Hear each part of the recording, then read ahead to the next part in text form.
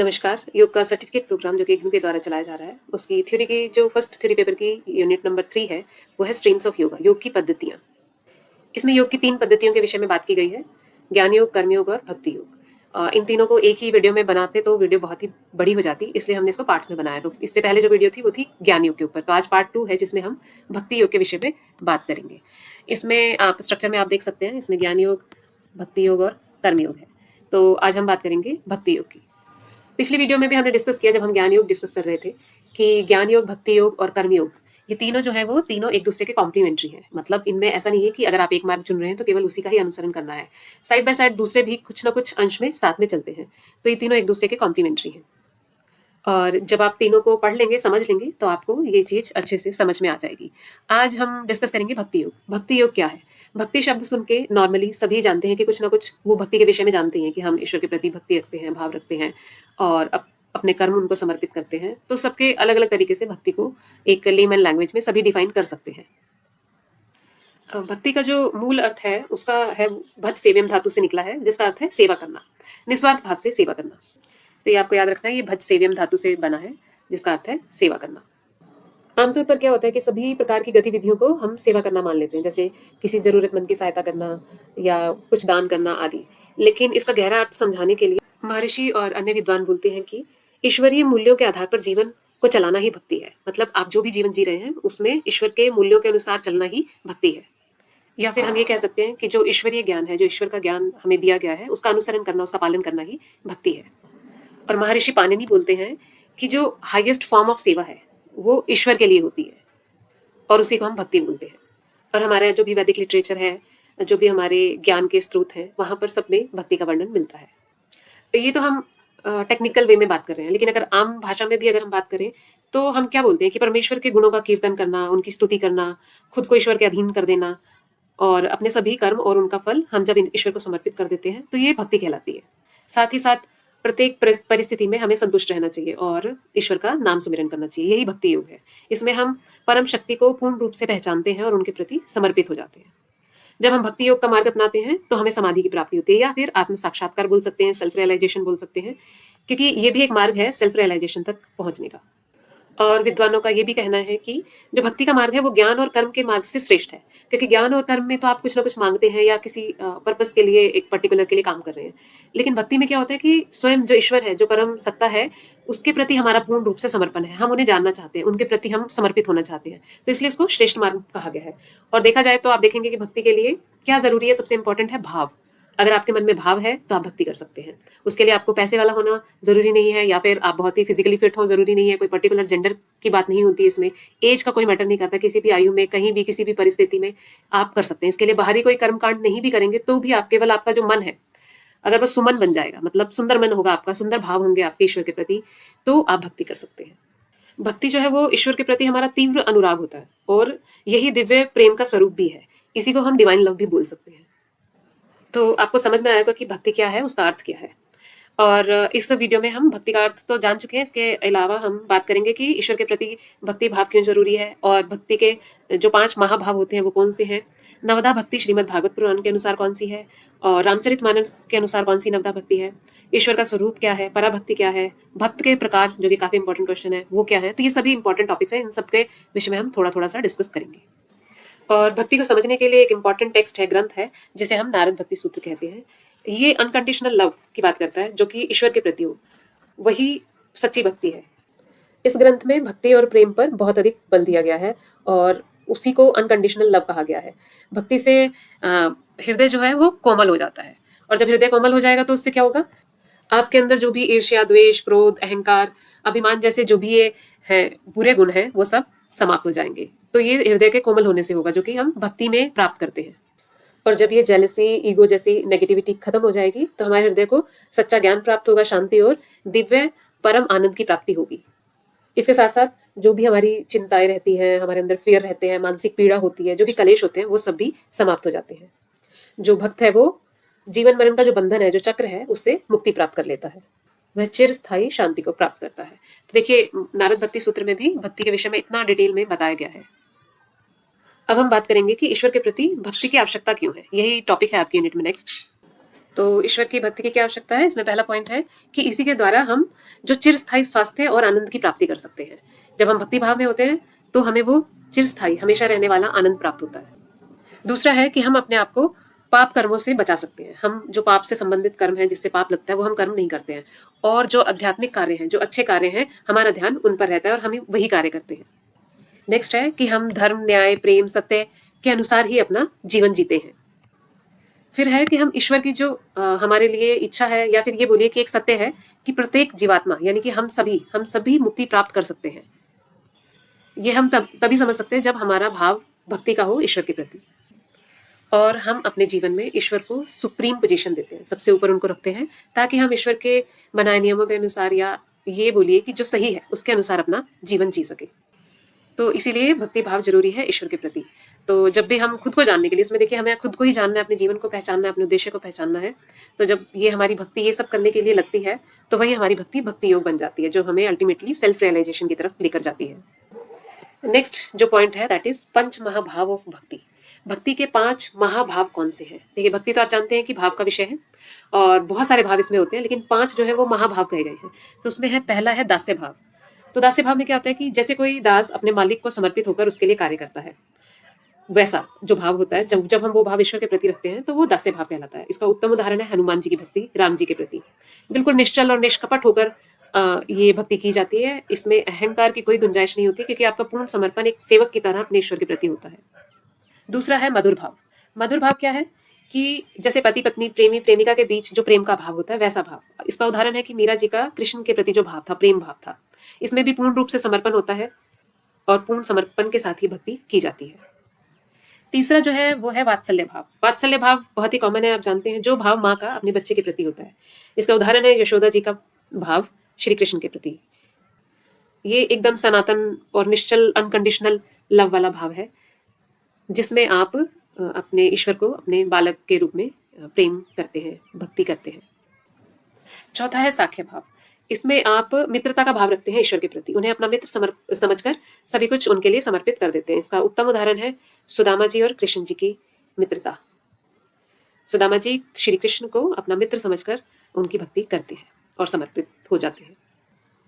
Last है शांत भाव। शांत भाव जो वो एक गंभीर भाव है, इसमें स्थिर होना, शांत होना, गंभीर भाव रखना होता है। तो जो धर्मराज थे, युधिष्ठिर जी, वो परम ज्ञानी थे, उनमें ये गुण थे, तो उन्होंने इसी भाव के साथ प्रभु की भक्ति की थी। तो इस प्रकार से 5 महाभाव हैं भक्ति के।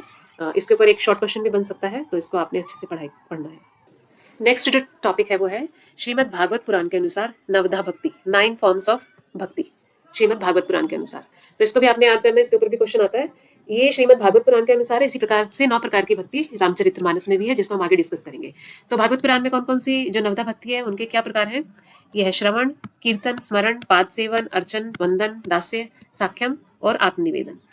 तो ये 9 जो प्रकार की भक्ति श्रीमद् भागवत पुराण में बताई गई है। पहला है श्रवण। अब श्रवण का क्या कि ईश्वर की महिमा, गुणगान, स्तुति को हम हर क्षण पढ़ते रहते हैं, या ध्यान करते हैं, या सुनते रहते हैं। इससे होता क्या है कि ईश्वर के प्रति एकत्व की भावना उत्पन्न हो जाती है। देखिए जितने भी प्रकार हैं, 9 पूरे फॉर्म्स जो है, वो सब आपस में मिलते जुलते हैं। अल्टीमेटली हम ईश्वर के प्रति ही अपने भाव प्रकट कर रहे हैं। दूसरा है कीर्तन, यानी कि हम चांट करते हैं उनका, या हम उनका गान करते हैं। ईश्वर के जो गुण है, चरित्र है, पराक्रम है, उनकी महिमा आदि का हम उत्साहपूर्वक गान करते हैं। इसी को ही कीर्तन कहा जाता है। आपने देखा होगा कि ग्रुप में बैठ के भी लोग कीर्तन करते हैं, जिसमें वो स्टोरीज भी सुनाते हैं और ईश्वर के अलग अलग रूपों का वर्णन भी करते हैं। कीर्तन को आप अकेले भी कर सकते हैं और दूसरों के साथ भी कर सकते हैं। इसमें क्या साधक क्या करता है? ईश्वर की महिमा का और उनके प्रेम का प्रचार प्रसार करता है, और इससे उसका खुद का भी मन शुद्ध होता है। तीसरा है स्मरण। जो तीसरा है दैट इज स्मरण। तो इसमें क्या है? सदैव ईश्वर के नाम और उनकी महिमा और उनकी जो भी शक्तियां हैं उनको हम अपने मन में धारण करते हैं, और उसी में हम प्रसन्न होते रहते हैं। उसको हम स्मरण करते रहते हैं और मन ही मन में प्रसन्न होते रहते हैं। नेक्स्ट है पाद सेवन।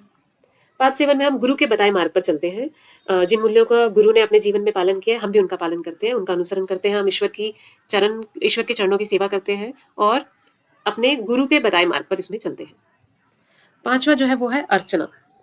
अपने मन, वचन, कर्म में ईश्वर भाव को रखकर उनकी पूजा करना ही अर्चना कहलाता है। नेक्स्ट है वंदनम। वंदना करना, भगवान से संबंधित जो भी प्रवचन है उनको सुनना, मंगलाचरण करना, उन्हें दंडवत प्रणाम करना, ये सब वंदना के अंतर्गत आता है। देखिए ये सभी आपस में मिलते जुलते हैं, तो ये आपको थोड़ा सा याद करना पड़ेगा। क्योंकि सभी में ही हम ईश्वर की भक्ति कर रहे हैं, किसी ना किसी रूप में हम ईश्वर को याद कर रहे हैं, उनका स्मरण कर रहे हैं। अगला है दास्यम।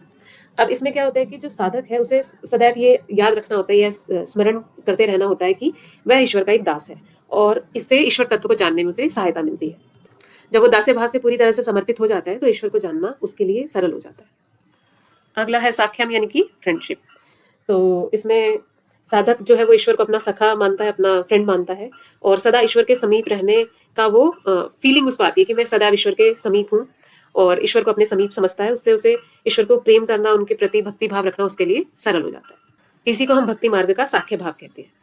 अगला है आत्मनिवेदन। साधक जब सोचता है कि उसका अपना कुछ भी नहीं है, उसका जो अस्तित्व है वो ईश्वर की कृपा से ही है, तो वो पूर्ण रूप से प्रभु के चरणों में खुद को समर्पित कर देता है। इसी पूर्ण रूप से समर्पण भाव को ही आत्मनिवेदन कहते हैं। तो इस प्रकार से ये भागवत पुराण के अनुसार 9 प्रकार की भक्ति हुई। नवधा भक्ति इसको बोलते हैं या नवविधा भक्ति बोलते हैं, इसको आपने याद करना है, ये इसके ऊपर भी क्वेश्चन आता है। भक्ति योग के अंतर्गत अगला जो हमारा टॉपिक है नवधा भक्ति श्री रामचरित्र मानस के अनुसार। तो इसमें भगवान श्री राम ने माता शबरी को नवधा भक्ति के विषय में बताया।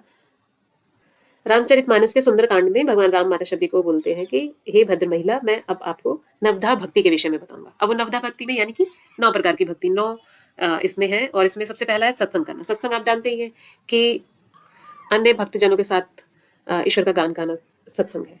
दूसरा है ईश्वर की कथाओं में रुचि, मतलब ईश्वर की जो भी कथाएं हैं उनमें आप रुचि रखते हैं, जो भी भक्त होता है, और उन्हें सुनता भी है और सुनाता भी है। तीसरा है पाद सेवन। इसमें भक्त अपना अभिमान छोड़कर गुरु के चरणों की सेवा करता है, फिर उसी से ही वो आगे अपनी भक्ति मार्ग में आगे बढ़ता है और फिर ईश्वर की भी सेवा करता है। चौथा है ईश्वर के गुणों का शुद्ध हृदय से गान करना। जो भी उनके गुण हैं उनका आपने गान करना है, डिस्कस करना है। पांचवा है मंत्र जाप। निष्ठावान होकर ईश्वर का कीर्तन करना, उन पर अटूट विश्वास रखना और जो उनके मंत्र है उनका जाप करना। छठा है इंद्रिय निग्रह, मतलब आपने आत्म नियंत्रण करना है, इंद्रियों पर निग्रह करना है और सद्गुणों का अभ्यास करना है। सातवां है संसार को ईश्वर की अभिव्यक्ति के रूप में देखना। तो जब आप संसार को ईश्वर की अभिव्यक्ति के रूप में देखते हैं तो सभी के प्रति आपके मन में निश्चल प्रेम जागृत होता है, ये भी भक्ति का एक रूप है। आठवां है संतोष, जो कुछ भी है उसमें संतुष्ट रहना। वो संतोष भाव बहुत इंपॉर्टेंट भाव है। तो रामचरितमानस की नवधा भक्ति में संतोष भी एक इंपॉर्टेंट एस्पेक्ट है। नौवां है सादगी से रहना, ईश्वर में बिना किसी हर्ष या अवसाद के विश्वास बनाए रखना, मतलब ना पॉजिटिव सोचना ना नेगेटिव, लेकिन पूर्ण रूप से सादगी से सरलता से ईश्वर में विश्वास बनाए रखना। तो ये 9 प्रकार हैं रामचरितमानस में जो भक्ति के बताए गए हैं, ये भी इंपॉर्टेंट है। और सादगी में रहना इंपॉर्टेंट है क्योंकि आप जानते हैं स्मार्ट तो कोई भी बन जाता है आजकल, लेकिन सरलता आना मुश्किल है। जो सरल है समझिए वही श्रेष्ठ है। अब नेक्स्ट जो टॉपिक है इसमें वो है रियल फॉर्म ऑफ ईश्वर। ईश्वर का जो वास्तविक स्वरूप है वो क्या है? तो केन उपनिषद जो है हमारा वो बताते हैं कि ईश्वर निर्गुण है, गुणों से परे है, वो निराकार है। ये सभी ने सुना होगा। हालांकि जब भक्ति करते हैं तो बहुत सारे भक्त किसी ना किसी रूप में ईश्वर की भक्ति करते हैं, वो सब ईश्वर के ही रूप हैं। आप मान लीजिए कुछ भी, वो सब ईश्वर के ही रूप माने गए हैं, लेकिन जो वास्तविक रूप है वो निराकार है। और इसमें ये भी बताया गया है कि ईश्वर को हम आंखों से नहीं देख सकते, और क्योंकि ईश्वर की शक्ति से ही तो हमारी आंखों में देखने की शक्ति आती है, वही परम सत्ता है। और हमारे जो कान है, हमारा मन है, वो सब ईश्वरीय है। हम ईश्वर की आवाज़ नहीं सुन सकते क्योंकि कान को सुनने की जो शक्ति है वो परब्रह्म से ही, ईश्वर से ही प्राप्त होती है। इसलिए कहते हैं कि ईश्वर जो है वो निर्गुण है, गुणातीत है, उनका कोई भी आकार नहीं है। ये सब वर्णन जो है वो उपनिषदों में मिलता है। और जब हमारा मन पूर्ण रूप से शांत हो जाता है, मन बुद्धि अहंकार सब शांत हो जाते हैं, हम गहरे मौन में चले जाते हैं, तो हम ईश्वर को अनुभव कर सकते हैं, जिसको हम अंततः निर्विकल्प समाधि तक पहुंचने की अवस्था कह सकते हैं। और योग का एक मुख्य ग्रंथ है, आप जानते हैं, महर्षि पतंजलि जी द्वारा कृत पातंजलि योग दर्शन या योग दर्शन। उसमें बहुत अच्छे तरीके से ईश्वर के विषय में बताया। उन्होंने बताया तस्य वाच्य है प्रणव, मतलब उनका जो नाम है वो प्रणव है। प्रणव अर्थात ओम, और वो कलेश कर्म विपाक इन सब से अलग है। वो पुरुष विशेष है, उनको कोई कलेश या कर्म या उनके फल उनसे संबंधित नहीं है, वो उनको छू नहीं सकते। और वो हम सब पुरुषों में यानी कि सब जीवात्माओं में जो सबसे सर्वश्रेष्ठ है, पुरुष विशेष है, वो ईश्वर है। और तत्र नीतिशयम सर्वज्ञ बीजम, अर्थात उन्हीं में सभी ज्ञान का जो बीज है वो विद्यमान है, वो गुरुओं के भी गुरु हैं। तो इस प्रकार से योग दर्शन में ईश्वर के विषय में बताया गया। तो ईश्वर का जो रियल फॉर्म है वो निराकार है, निर्गुण है, वो सभी ज्ञान का स्रोत है और उन्हीं से सब कुछ आया है और उन्हीं में ही समा जाएगा।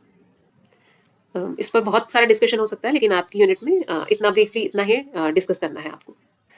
अब भक्ति योग के अंतर्गत ही हमारा अगला टॉपिक है टाइप्स ऑफ भक्त। भक्त कितने प्रकार के होते हैं? तो भगवत गीता में ये बताए गए हैं 4 प्रकार के, 4 टाइप्स भगवान श्री कृष्ण बोलते हैं कि 4 प्रकार के भक्त होते हैं जो मेरा भजन करते हैं या मुझे याद करते हैं।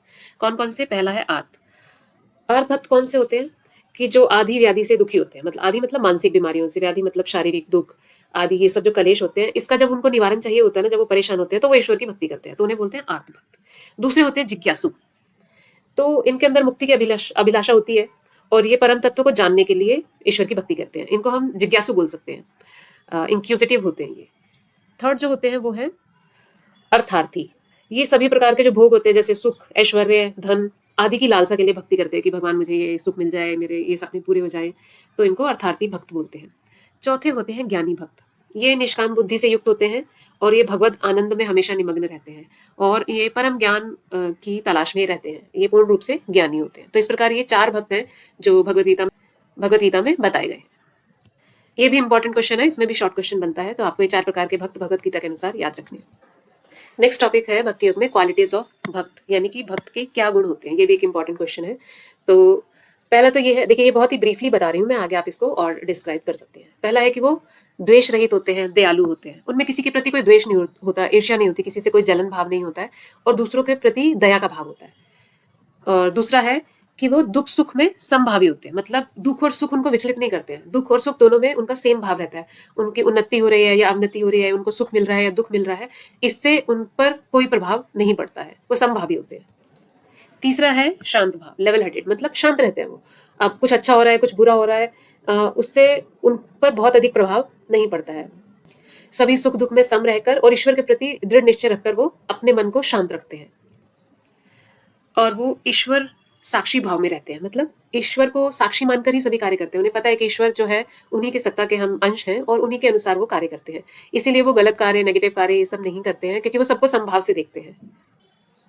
वो डिजायरलेस यानी कि इच्छा रहित होते हैं, शुद्ध होते हैं और चिंताओं से मुक्त होते हैं। अब जब उनके अंदर इच्छाएं ही नहीं होंगी, क्रोध भाव नहीं आएगा, मन शुद्ध रहेगा और उन्हें फिर कोई चिंता भी नहीं सताएगी, कोई भी शोक उनको दुखी नहीं कर सकता, कोई भी कामना की वजह से या शुभ अशुभ की वजह से उनमें कोई भी चिंता नहीं आती, इसलिए वो चिंता मुक्त रहते हैं, इच्छा रहित होते हैं और शुद्ध होते हैं। नेक्स्ट है डिटर्मिन्ड, यानी कि दृढ़ निश्चय वाले होते हैं वो, उनका निश्चय बहुत ही दृढ़ होता है। जो भी साधक प्रशंसा होने पर या नाम होने पर भी शांत रहते हैं, स्थिर रहते हैं, सम रहते हैं, तो उन्हें जो भी प्राप्त होता है उसे संतोष भाव से वो प्राप्त करते हैं। वो अपने पारिवारिक जीवन को भी आसक्ति रहित होकर यानी कि डिटैच होकर चलाते हैं। उनका निश्चय दृढ़ होता है और वो किसी भी गलत कार्य में लिप्त नहीं होते हैं। हम ये कह सकते हैं कि वो किसी भी कार्य में लिप्त नहीं होते हैं, क्योंकि वो डिटैच होकर कार्य करते हैं और ये सभी गुण जिनमें होते हैं वो सभी ईश्वर को प्रिय होते हैं। तो ये हुई भक्त की क्वालिटीज। ये भी एक इंपॉर्टेंट क्वेश्चन बनता है शॉर्ट। तो यहाँ पे अब हमारा भक्ति योग जो है 3rd यूनिट का 2nd पार्ट वो कंप्लीट होता है। तो आज हमने भक्ति का अर्थ समझा। आपकी यूनिट में जो है भक्ति, ईश्वर के प्रति भक्ति क्यों होनी चाहिए, भक्ति के 5 महाभाव कौन से हैं, भागवत पुराण के अनुसार नवदा भक्ति, रामचरितमानस के अनुसार नवदा भक्ति, और ईश्वर का असली स्वरूप क्या है, भक्त के प्रकार कौन से हैं और भक्त की क्वालिटीज कौन सी हैं। तो इस प्रकार ये यूनिट यहाँ पर कंप्लीट होती है। आई होप ये आपको हेल्प करेगी एग्जाम में प्रिपरेशन करने के लिए, और आप इस चैनल को सब्सक्राइब कीजिए ताकि और भी वीडियोस आपको मिल सके। Thank you.